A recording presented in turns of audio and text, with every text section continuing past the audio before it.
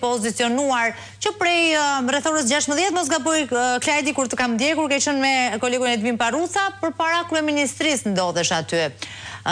Gjithçka është e vlefshme që lidhet në çdo informacion që ti ke deri në këtë moment e lidhur me protestën e cila ende nuk ka nisur, do të nisi pas pak minutash. Marmela, le të themi që këtu në bulevardin Dëshmorët e Kombit gjithçka është gati, pritet vetëm marrëdhja e kryetarit Partisë Demokratike zotit Sali Berisha, kanë mbritur le të themi një pjesë e protestuesve, ndërkohë që një pjesë po mbrin nga sheshi Skënderbej drejt bulevardit Dëshmorët e Kombit, siç mund ta shohim dhe nga pamje, është pikërisht protesta e shtatë e thirrur opozitave nga Partia Demokratike për synim kryesor ka pikërisht kërkesën e saj për largimin e kryeministit Edi Rama për shkak të disa prej aferave korruptive të cilat opozita ka denoncuar, por që dhe tashmë janë në hetim nga prokuroria e posaçme sipas Partisë Demokratike. Për te personave të cilët janë marrë të pandehur nga organi i akuzës, Edi Rama është le të themi ideatori dhe urdhëruesi i këtyre aferave dhe duke e lidhur pikërisht me çështjen e ish-zëvendës kryeministres Belinda Balluku, por dhe çështjen e Akshit ku disa persona janë marrë të pandehur në lidhje me këto dy çështje, siç e tham, tu gjithçka është gati, është pikërisht dhe podiumi të cilin mund ta shikojmë. Ja, na ndihmon dhe operatori tani. Po, me operatorion Ardian Muka, pikërisht podiumi është gati, në dy krahat, në dy videollët janë pikërisht është flamuri kombëtar dhe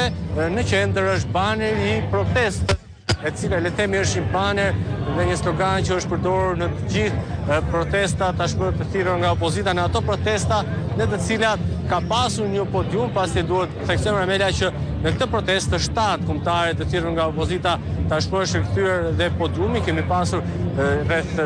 3 protesta të cilat kanë qenë pa fjalë dhe pa podium, ndërkohë që ditën e sotme do të kemi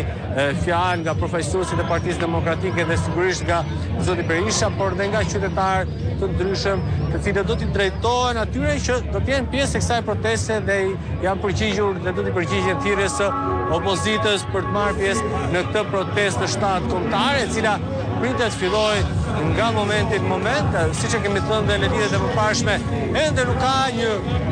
skenar nga organizatorët nëse do të vijojnë të qëndrojnë këtu gjatë gjithë kohës dhe pas përfundimit të fjalës personave të cilët do të ngjiten në podium, apo do të kemi sërish pas fjalës dhe pas fjalimeve në podium një protestë marshim në disa prej institucioneve kryesore të kryeqytetit, siç ka ndodhur në protestat e kaluara. Por si gjithmonë Partia Demokratike, por të gjithë organizatorët e kësaj proteste janë hermetik në lidhje me skenajin, do të shikojmë dhe do të presim se çfarë do ndodh, nëse do të kemi një qëndres ku para kryeministrisë apo do të kemi sërish një protestë marshim tek parlamenti, tek policia e shtetit apo në institucione të tjera, të cilat le të themi kanë një simbolik pikërisht ato të korrupsionit të qeverisë së kryeministit Edi Rama. Kjo është dhe arsyeja pse janë zgjedhur pikërisht këto institucione për të mashuar qytetarët dhe protestuesit në protestat e kaluara, kanë pasur një simbolik të qartë në lidhje me protestat të cilat opozita ka thirrur vazhdimisht. Të 7 protestat kombëtare të cilat janë zhvilluar së fundmi, pikërisht kanë pasur një siltim, dorëheqjen e kryeministit Edi Rama dhe më pas zhvillimin e zgjedhjeve të parakohshme dhe pikërisht institucionet të cilat janë zgjedhur kanë pasur një specifik por dhe një mesazh të caktuar. Ka qenë Parlamenti i Shqipërisë për shkak se opozita ka hedhur akuza të vazhdueshme nga kryetari i Kuvendit Niko Beleshi në lidhje me mënyrën se si ai po e drejton Kuvendin e Shqipërisë, qoftë sepse Kuvendi porozon të gjitha kërkesat e opozitës për komisione timor, por qoftë në mënyrën se si ai drejton seancat parlamentare dhe gjithashtu një debat të fortë ka patur në lidhje me zvarritjen e kërkesës së prokurorisë së posaçme për ish-zëvendës kryeministre Belinda Balluku dhe për vonesën e thirrjes së dhënies së konferencës të Këshillit Mandate dhe Imuniteteve, e cila do të shërkonte kërkesën e prokurorisë posaçme për zonjën Balluku. Gjithashtu edhe vetë Ministria e Infrastrukturës, por dhe le të themi rrotullimi në tek policia e shtetit, duhet të theksojmë që Partia Demokratike ka hedhur akuzat forte ndaj ish-drejtorit të policisë së shtetit Ilir Prodha dhe është zgjedhur atje një tjetër ndalesë për një tjetër simbolik, gjithashtu në drejtim të policisë së Tiranës dhe më pas në zonën e Bogët, por duke shkuar pas kryeministrit ku është godina e Akshit, një tjetër instrukcion, në cilën tashmë prokuroria e posaçme ka nisur një hetim kur disa persona janë marrë të pandehur dhe sa të tjerë janë në kërkim. Ne themi që protestat marshin ka pasur një simbolik dhe një mesazh të caktuar sepse opozita dhe qytetarët kanë marshuar në këto instrukcione. Dilema mbetet se tashmë që do të kemi fjalë dhe është e konfirmuar dhe për shkak të podrumit është nëse protesta do të vijë të jetë përqendruar këtu para bulevardit dëshmorët e Kombit, para godinës së kryeministrisë, apo do të kemi sërish një protestë marshin ditën e sotme. Po, e qartë. Kjo ajo çfarë mund të themi deri në këto momente dhe lidhur me simbolikat të cilat ti përmende që në krye të herës në fakt Klajdi, po duke u ndalur edhe pak tek aferat ose që është në fakt dhe arsyeja e vërtet se Partia Demokratike ka rikthyer sot fjalimet në podium, kështu është thënë, kështu ka thënë zoti Berisha, kështu kanë thënë tjerë përfaqësues të Partisë Demokratike, zoti Kolliçi, i cili ka qenë më herët sot në studio. Ka ndodhur shumë çka, ka ndodhur shumë zhvillime gjatë këtyre ditëve të fundit, kanë theksuar ata për të cilat do duhet folur, po kështu rritjet e çmimit të naftës, çështja e fermerëve dhe kështu me radhë. Ka pasur zhvillime që kanë predominuar, le të themi, skenën politike, por edhe aktualitetin, apo jo Klajdi, për gjatë kohë? Patjetër, le të themi që një nga përveç aferave dhe skandaleve të cilat janë diskutuar gjatë gjithë kësaj kohe, një nga shqetësimet kryesore të cilat Partia Demokratike dhe opozita kanë ngritur është pikërisht bllokimi i negociatave me Bashkimin Evropian. Sipas zotit Berisha, rreth 9 vende të Bashkimit Evropian ka bllokuar këtë proces për Shqipërinë dhe raporti i bardh ende nuk është miratuar, ndërkohë që nga opozita nuk ka ende, nga majoranca nuk ka ende një konfirmim në lidhje me këtë proces. Nuk ka le të themi transparencë, është vënë duke nga zoti Berisha, por dhe nga le të themi njerëz publik të cilët kanë kërkuar nga majoranca lloj transparencë në lidhje me këtë proces.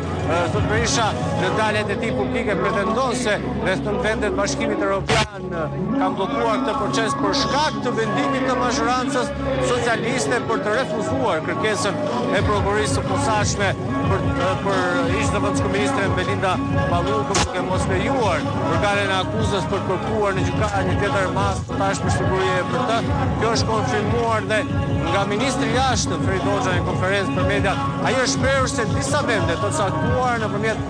Komisionit Evropian kanë kërkuar informacion në lidhje me këtë çështje, në lidhje me çështjen e zonjës Balluku dhe mbi arsye sepse majoranca refuzoi këtë kërkesë të organit akuzës. Sipas zotit Hoxha, majoranca dhe opozita kanë qasje të ndryshme në lidhje me këtë çështje. Pikërisht për këtë arsye, sipas tij, është kërkesa e informacionit nga vendet e Bashkimit Evropian duke konfirmuar në mënyrë jo të drejtë për drejtë, por në mënyrë të tërësore le të themi dhe shqetësimin e vendeve të Bashkimit Evropian në lidhje me këtë çështje. Gjithashtu ka pasur le të themi dhe diskutime të tjera, ka pasur akuza të tjera nga kryetari i Partisë Demokratike zoti Berisha, por dhe përfaqësues të tjerë të partisë në lidhje me çmimin e naftës, por jo vetëm me rritjen e çmimeve të tjera për shkak të situatës që ndodhet për këtë luftës në Iran. Zoti Berisha ka propozuar disa masa, por dhe deputetët e Partisë Demokratike kanë propozuar disa masa të kërkuar nga majoranca uljet e aksizës apo dhe taksave të ndryshme të cilat rëndojnë mbi karburantet,